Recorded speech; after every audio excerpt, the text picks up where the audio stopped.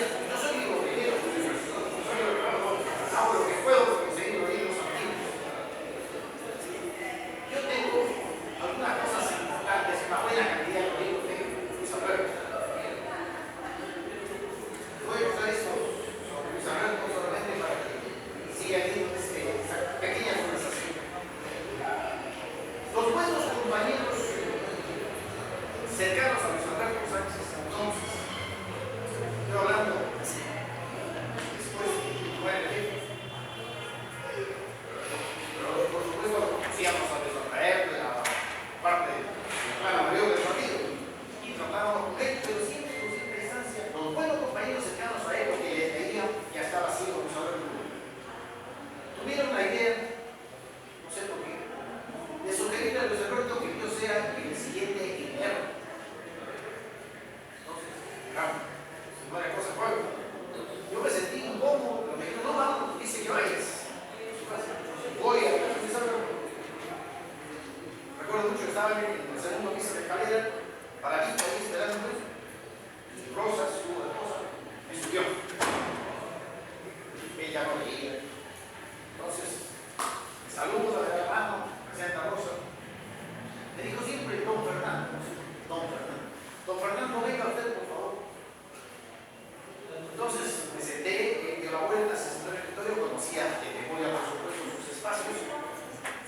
Y me dice, don Fernando, dígame, ¿usted conoce mi obra? Claro, si habían pedido que yo vaya para leer el diario. O sea, entonces yo todo inocentón le digo, maestro, había que decirlo, maestro, le digo, usted ha escrito 109 libros, 109 libros, y es difícil conocer toda su obra. Él se para y dice, 119 libros, se ruedan 109, son 119 libros.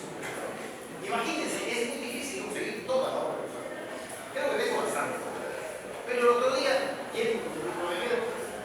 me encuentro con un libro que no tenía de él, que se llama Vida y Pasión de la Cultura en América. Es un libro fabuloso, fabuloso. Fuera de lo imaginable de su abuelo. No lo conocía si no lo hubiera dicho otra respuesta a lo que él me preguntó. Lo que pasó es que su abuelo me dice, don Fernando, si usted conoce mi obra, quiero que me diga desde su punto de vista, ¿qué es lo mejor que yo he escrito? ¿Qué es lo peor que yo he escrito? Dios mío, imagínense la responsabilidad que Luis Alberto Sánchez me pregunte a mí, todavía, bastante más joven, ¿qué es lo mejor y qué es lo peor que yo he escrito? Yo le dije, no, maestro, no es muy difícil, yo no puedo hacer eso, no me siento en capacidad. No, maestro, usted me dijo, por lo tanto, dígame, así, a mí lo tengo. Entonces, dije, bueno, comenzaré por lo que menos me gustó, para no decirle lo peor. Y él se sentó y me dijo, a ver, te escucho. Entonces yo le dije, mire, maestro, usted es un ensayista fundamentalmente, no es un novelista. Y su novela El pecado de la sábana, así se llama esa novela, no me pareció a la altura de otras obras de usted. Se paró, me abrazó, dio la vuelta, y me dijo, coincido con usted, yo siempre he dicho, no soy un novelista. Y ahí parado, con sus brazos sobre mi hombro, me dijo, y lo mejor es que usted. Digo, ese es más difícil, es mucho más difícil. Yo le confieso que si hubiera leído el libro que estos días he leído, se me hubiera hecho ese libro. Pero en ese momento yo lo que hice fue decirle, maestro, usted tiene muchas cosas de mucho peso, pero en belleza, usted ha hecho un prólogo a una obra de Alcides Espelucini que se llama Sol que están matando a tus hijos. Y él nuevamente me llama la atención y me dice, perdón, Sol que están destruyendo a tus hijos. Se me corrigió el título. Está bien, Sol están destruyendo. Ese prólogo es lo mejor que yo leí. Por bello. Entonces él me dice, me abraza otra vez, me sube así, me dice, también coincido con usted. Y a propósito, ¿usted tiene el libro? Sí, le digo, ¿me lo puede prestar porque se me estropeó? Se lo presté, nunca me lo pruebo. Pero esas son cosas vividas con ellos que nos han permitido conocer la dimensión real de esta vida. Ese libro, Luis Alberto Sánchez aclara en la tercera edición, en donde dice, este libro resume 7 conferencias que yo dicté en La Habana en el año 32. Casi me caigo de espaldas. Luis Alberto Sánchez decía que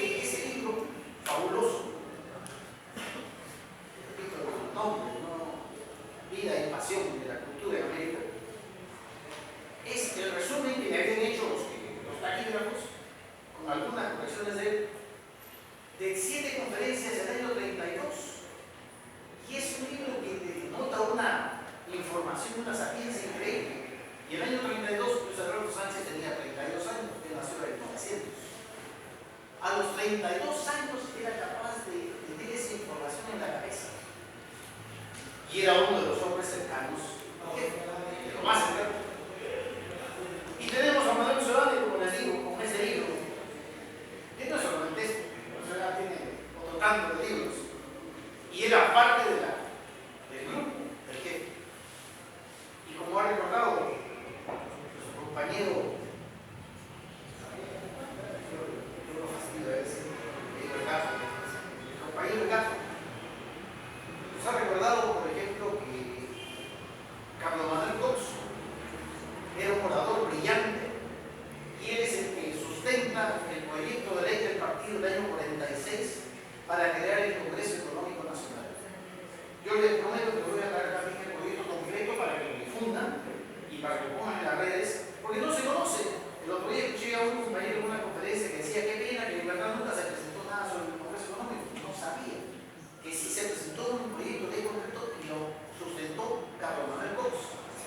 Entonces, esos compañeros hay que disfrutar, porque a veces se nos escapan cosas y creemos que no hemos hecho cosas que sí hemos hecho. Y después quería decirle, compañeros, que vamos a hacer en esa clase que pido que me la programa el compañero Pedro. Sí, el recuento, resumo solamente eso. Yo les dije en la conversación muy breve también que tuve una vez acá, que nosotros debemos de tener cuidado. A veces uno toma hasta el diccionario y hay confusión en cuanto a los términos que uno usa. Se habla de ideología, se habla de doctrina, se habla de filosofía, y a veces no se establece la diferencia y límite o lo que abarca cada uno de esos conceptos.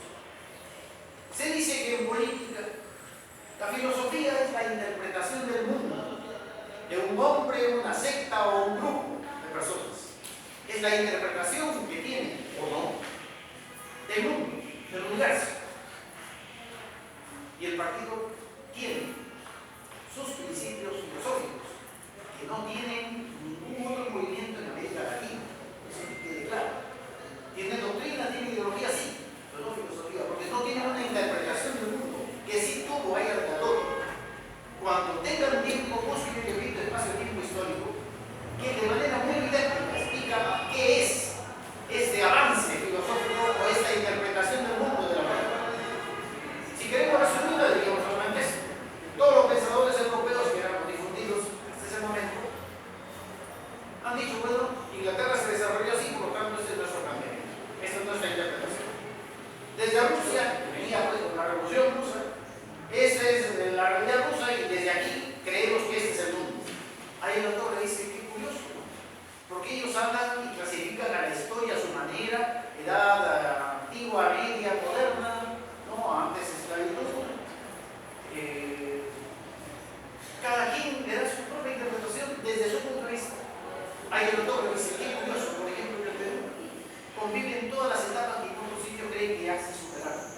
Acá tenemos en la selva gente que todavía no tiene ni siquiera idea de lo que es una civilización. Tenemos gente más acasito por la sierra, que ha avanzado un poco, pero siguen todavía en una etapa feudal, que para ellos allá ya no existe.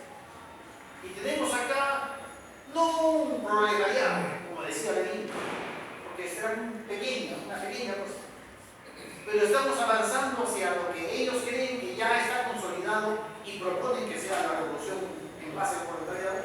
Acá todavía ni comienza. Y lo que para ellos ya es una cosa concreta, ahí ya se inventó la máquina, acá no se inventó la máquina, todavía.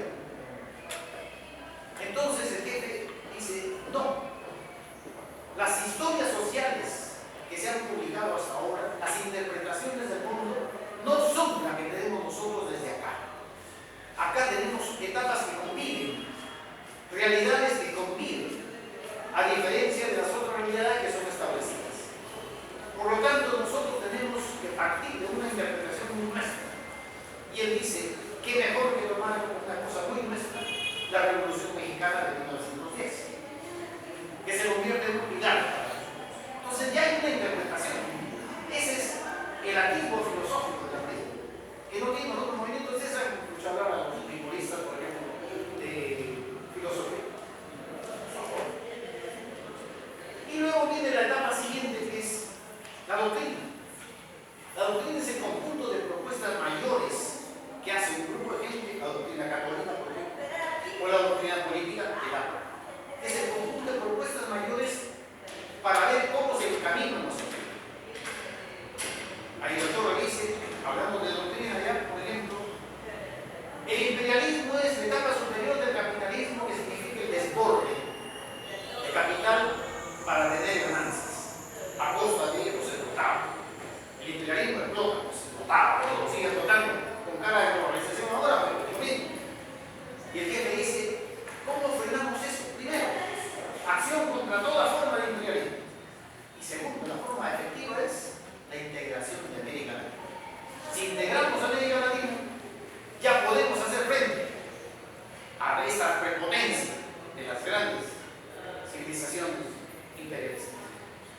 ya tenemos una idea de lo que es doctrina.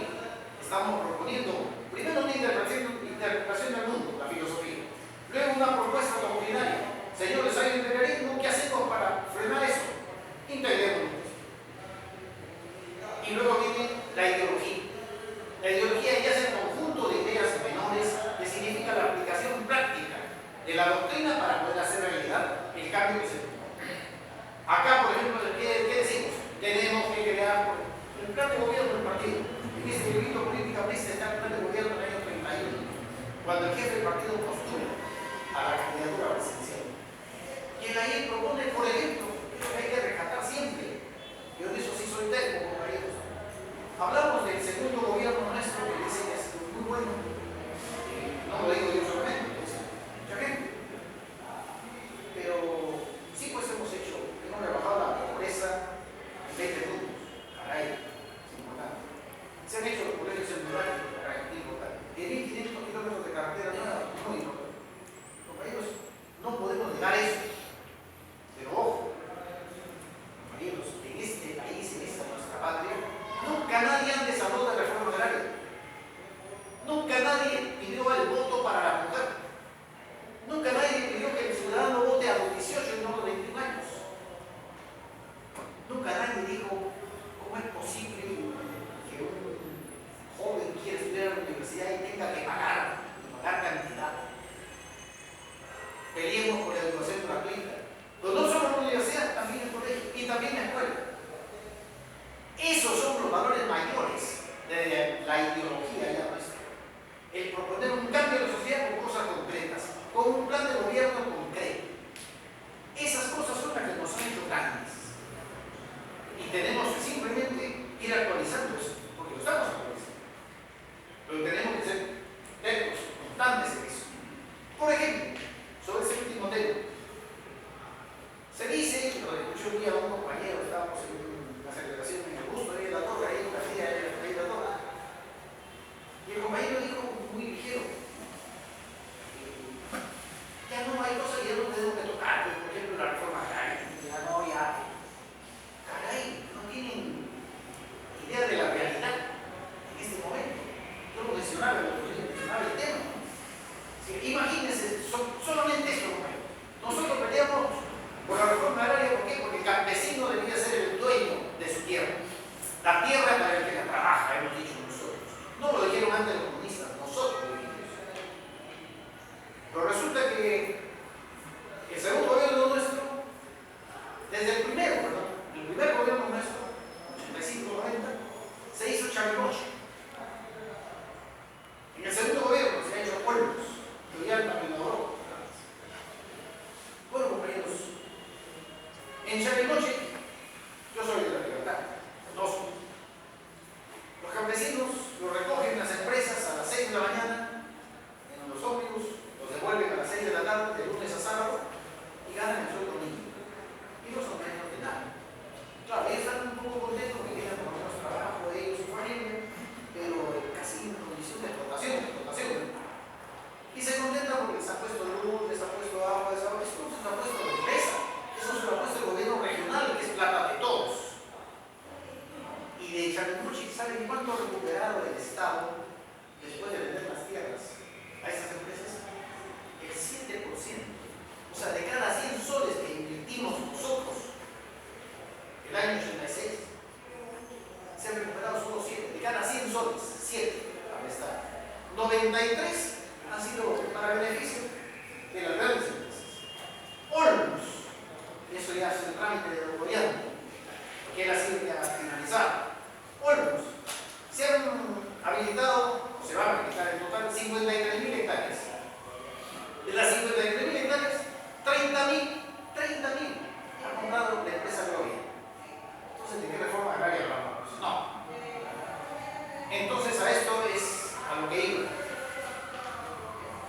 Un pensador también nuestro, el compañero Gibaja, que editó los coloquios del jefe. Su nombre real era Gibaja. En cuando ponen los coloquios, son 3 tomicos, fueron 5 para 13 me han dado.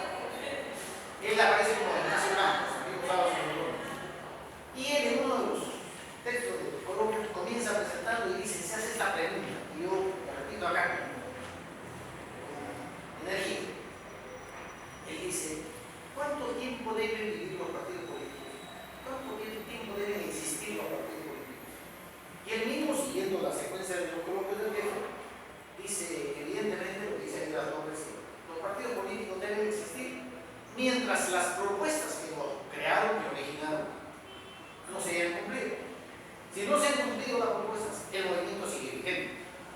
Y acá no se cumplió la reforma agraria, pues se ha deformado,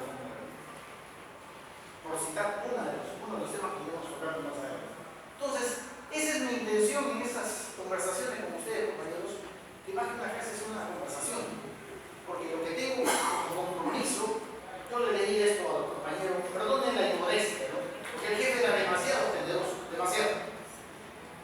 Pues yo le leí al compañero esta dedicatoria que el jefe es una cosa que me pone como despectivos, 30 años de premio. Y él dice: para mi querido compañero Fernando Arias Vera, cuya lealtad y inteligencia tanto asegura el futuro de la vida, de todo corazón, el 14 de octubre de 6 de marzo de 72. ¿Cómo no me voy a sentir comprometido, compañeros, con una dedicatoria como esta? Yo le decía al hombre, diga que era de materia, perdón, ya no me puedo echar atrás. La misión tiene que ser continuar con esta tarea de información, más que una tarea de información. Entonces yo le voy a ir contando en la próxima reunión que me programan, no solamente la secuencia histórica, cuál es la propuesta central filosófica, las propuestas centrales que ha contemplan y el plan de gobierno con ideología concreta. Pero en el intermedio voy a ir contándoles cosas de lo que vivimos con el jefe. Yo estoy feliz de escuchar, por ejemplo, al compañero apuntado, porque son cosas vividas también en su momento. Y hay muchas referencias que vale la pena recordar. Por ejemplo, una vez le preguntaron al jefe: jefe, diga usted, pero liberándose de cualquier molestia, si usted no hubiera sido dirigente político, el hombre que es en política, ¿qué le hubiera gustado ser? Y el jefe contestó tajante, sin pensar: maestro de escuela. Y el profesor Villarreal, el profesor le vuelve a preguntar: jefe, ¿y si no hubiera sido posible tampoco ser maestro de escuela? El jefe dice que se sonrió, se paró y dijo: hubiera querido ser poeta. Y eso nosotros lo hemos vivido. El jefe es un hombre fundamentalmente sentimental. Pero él decía: yo hubiera querido ser poeta de la época de Platón, donde los poetas eran perseguidos. Lo tenía en la sangre. Entonces, ese tipo de cosas es importante que se conozcan, como la que les conté y se la repito hoy día, de aquella noche que preguntamos a jefe: ¿por qué usted toda la noche viene acá al partido y recibe a quien venga y conversa con quien venga? El jefe no dudaba, contestó así: es que los compañeros vienen a contarnos sus pequeños problemas, que no les alcanza el dinero para pagar el alquiler de su casa, que antes de que acabe la semana ya no hay plata para la comida, que no se puede comprar los libros de los niños. La suma de esos pequeños problemas es el gran problema nacional. Si no los escuchamos de la gente que lo vive, estamos engañando a los demás. Hay que vivir lo que ellos viven. Y por eso el jefe fue tan humilde. Y por eso el jefe murió humilde. Como él lo dijo, ¿no? Mi única riqueza es mi biblioteca. La única riqueza es mi biblioteca. Y una biblioteca que 1000 veces me había abrazado, porque estaba con matones de barro, las dictaduras. Entonces, esas vivencias con el jefe para mí marcan a veces mejor que leer un libro. Veamos, es importantísimo leer. El jefe no nos perdonaba si no leíamos, no nos perdonaba.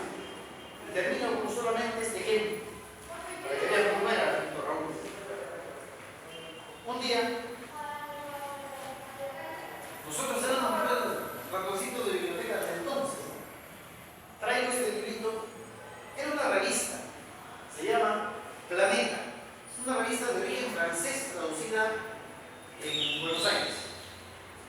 Traigo esta revista y yo, comentándolo con el jefe, le leo esto: proyecto soviético para una sociedad ruso-norteamericana, que a mí me encantó. Se lo di al jefe y el jefe quedó encantado, tan encantado que mandó publicar este folleto a la semana siguiente. El proyecto Andrés Sacarro, lo mismo que está ahí, vamos a hacer un folleto. Ese es el segundo jefe, el mismo se llama, ese es el original. Mándalo a hacer el jefe. O sea, él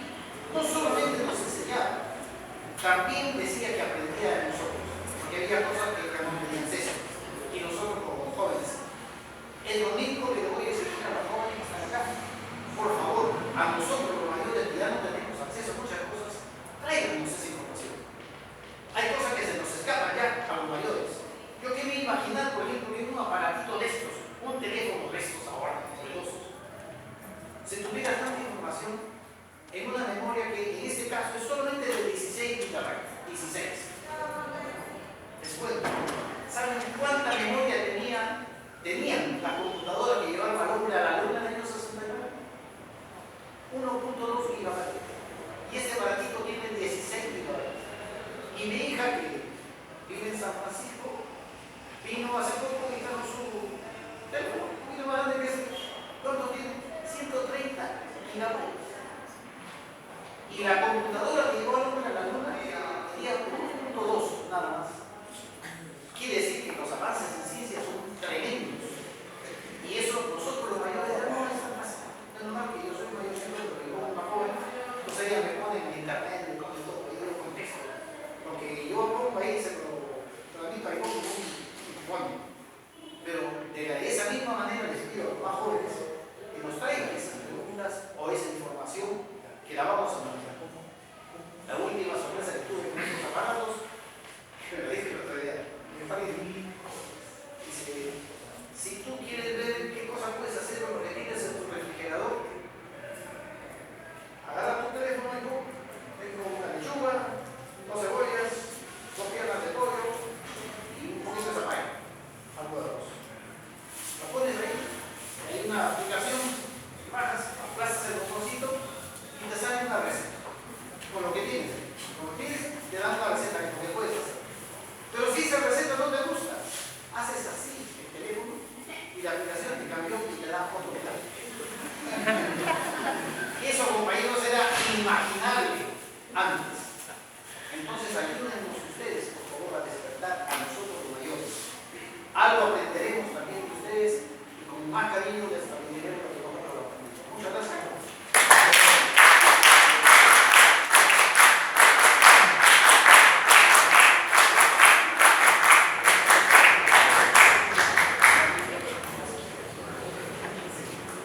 Muchas gracias, mis queridos compañeros. Quiero agradecerle al compañero Fernando Arias, al compañero Julio Buros.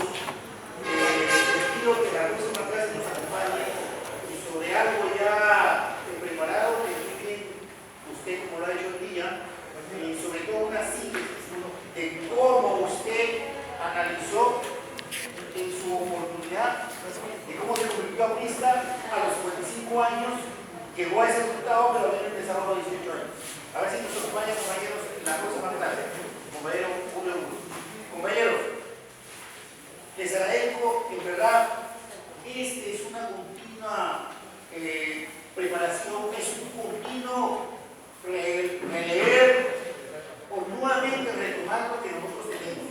El agua es tan grande, son 92 años que han transcurrido, nos faltaría, tendríamos que pasar 92 años para ver qué es lo que ha pasado, qué es lo que ha hecho Arias La Torre, y esa es nuestra tarea, compañeros. Por lo menos sintetizar y reasumir, reconstruir nuestra doctrina. El APRA es doctrina, el APRA es la base de la esencia de lo que es la construcción ante el mundo. Víctor Raúl construyó la construcción para que justamente sea un instrumento de construcción más para nuestro querido Perú. Empezamos con nosotros. Por ello, compañeros, les agradezco y vamos a dar por terminado, por favor, con una serie de pie. Así es, a la vuelta de 1, 2, 3.